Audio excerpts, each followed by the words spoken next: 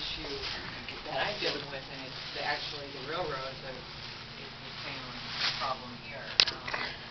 So it's a long process. You can imagine going through the railroads and getting their approval with Abington. So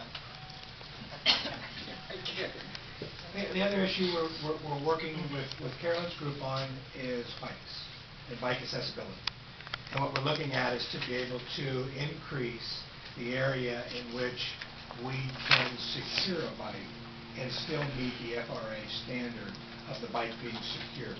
One of our thoughts was in the immobile area for wheelchairs, there's a stanchion that we could put bungee cords on to be able to strap a bike to if that area wasn't used. The other thing we're going to look at is determine is there any other place inside the cabin of the train where we can put a stanchion to be able to strap bikes to. But again, these are issues that came up after the first week of operation, and we're in our infancy of looking at resolving those issues. On this, just be aware, when it's on max or something, there are no requirements about whether or not the bicycle is absolutely secured. We have hooks to be able to make it convenient. If those are full, people can put bikes in other places, stand next to them, and although there are conflicts that can exist, there's no requirement. On the issue of the Federal Railroad Administration, they actually require any object that could be, I can't remember exactly how it's written, but essentially any object can move and fly and hit somebody else has to be able to be secure. That's why there is a different set of requirements for how bikes have to be able to be secured on commuter rail versus how it has to be done on the MAX system.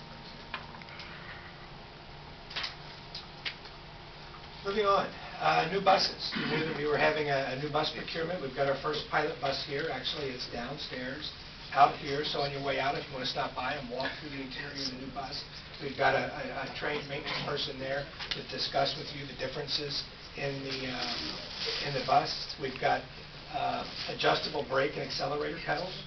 So there's a platform that the brake and accelerator is on that can move in and out electrically based on the ergonomics of the operator, which is new for us because we've got varying sizes of people that operate.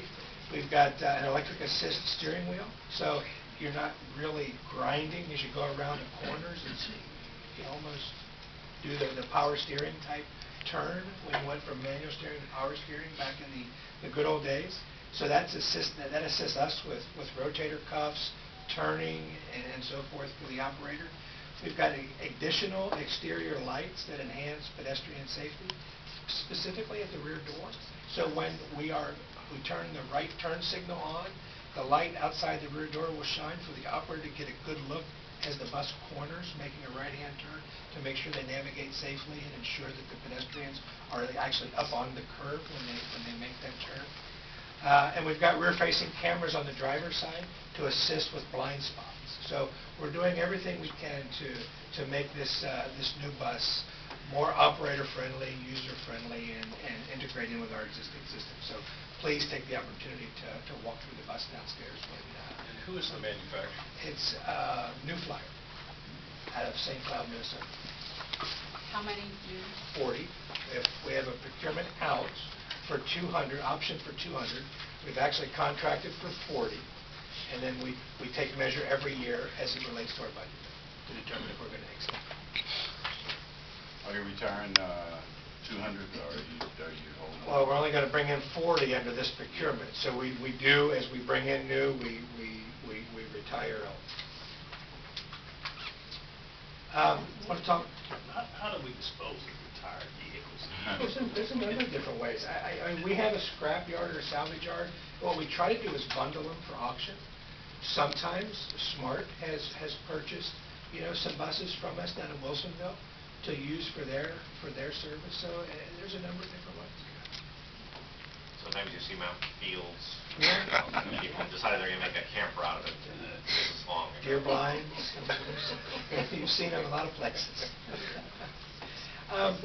We also had this weekend, the Blazers won on Sunday, but we also had a bus bridge going on all weekend long. We had the tie-in for the 5th and 6th Street new mall through our Morrison and Yamhill parts. We stopped service inbound at Library and 3rd Morrison on the east side coming in and bus bridged from one side of downtown to the other.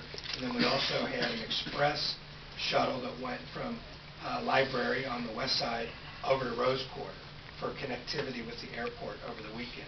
We shut down service, beginning revenue service Saturday morning, and turned it back on for revenue service Monday morning. We appreciate the cooperation from Neil's group and the contractors to minimally impact our service as we go.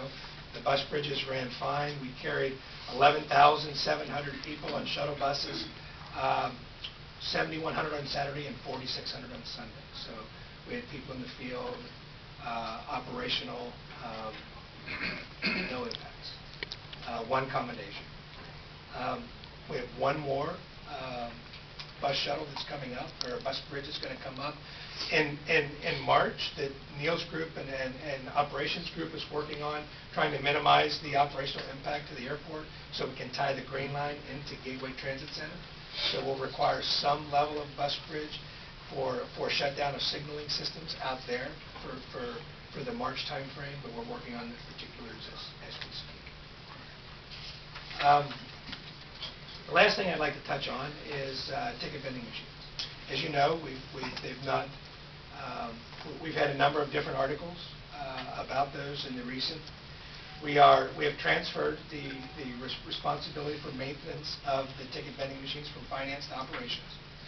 We yesterday reached an agreement, which I'd like to give credit to John Hunt and the Amalgamated Transit Union. I've worked real close with him to consolidate two job classifications, fare inspectors and Comtex, into one new classification that's now called field technician, that will be responsible for maintaining not only comm equipment but ticket vending machines. It almost immediately increases our skill level double to 16 folks that are trained to maintain that equipment, the TVM machines. We do have some refresher training that we're quite frankly going to have to do with the Comtex, because previously they were ticket vending machine mechanics. They progressed up through the apprenticeship programs, TVM mechanic to Comtech. Now we've combined the two. We refreshed the Comtex. We feel we'll get a more robust and urgent response to machine failures in the field. We've also generated a new way of reporting failures. As we come across, no matter who it is, comes across a machine that's failed, from the TriMet side, they can call the control center. The control center can dispatch then the ticket vending machine technician that's in the field to respond instead of generating paperwork for review and assignment the next day. It's a more immediate response. Bureaucracy. So, I don't want anybody to walk away thinking that the fare technicians were not capable of doing a good job. It was the way in which we were managing the work assignments that we're trying to improve to create more urgency for the failed machines when we're out there in the field. And you have redundancy at a number of sites. We do. The only, I believe Wes is probably the only line that we only have one machine per platform. But we do have a requirement that we're working toward, that we have one full functioning machine at every platform. It used to be every station, but we've got a number on the east side especially, a number of split platforms. So in that criteria, if you had a machine at the platform, you still might have to come down, cross the street, walk down here to buy a ticket. By the time you get back up, cross the street, go back up, you miss your train. So we've changed the criteria to have one per platform. That's our goal that we're working toward as we move forward. We've got a number of things that we want to do with this merger. We reached the agreement yesterday, which again, I credit John Hunt for, and the labor side coming to the table, recognizing the need and making the consolidation. We've got to provide refresher training for the Comtex now that are now going to be field technicians to work on the machines. We've got to balance some of the work that we're doing with our internal workforce and our contractors as we bring new machines on. We tend to take a lot more of that work on ourselves. Not that we wouldn't in the future, but we've got the opportunity now to make a big presence, our presence known, and the reliability of our existing machines, instead of doing work that the contractor could do as they bring in the new machines. So we've worked together to be able to put more of that work on the contractor and less on our workforce, so we can provide more response time to the existing machines. And then we want to assign crews to shifts. One of the pet peeves for me is whenever our customer engages a system, normally in the morning, our system should be ready to accept that customer. The trash can should be empty, the station should be clean, the ticket vending machine should be working. So the goal is to have all of that ready for the customers at 5 a.m. in the morning. And we're developing shifts now with this new consolidation and added workforce to be able to cover 7 days a week, more than one shift a day. So it's going to take a